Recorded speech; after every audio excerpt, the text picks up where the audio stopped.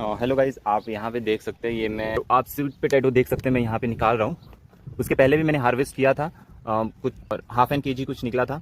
और इस बार आप देख सकते हैं एक यहाँ पे है, यहाँ पे देख सकते हैं काफ़ी बड़ा है।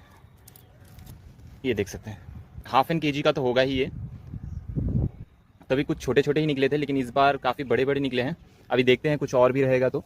और ये उसी का स्टेम है, ये ग्रो बैग है, इसे मैं रिपोर्ट कर रहा हूँ क्योंकि बहुत साल हो गया मैंने इसमें रिपोर्टिंग नहीं किया। और इसमें थोड़ा खाद डाल के और सब्जियां लगाना है। देख सकते हैं और भी देखता हूँ कुछ निकल गया तो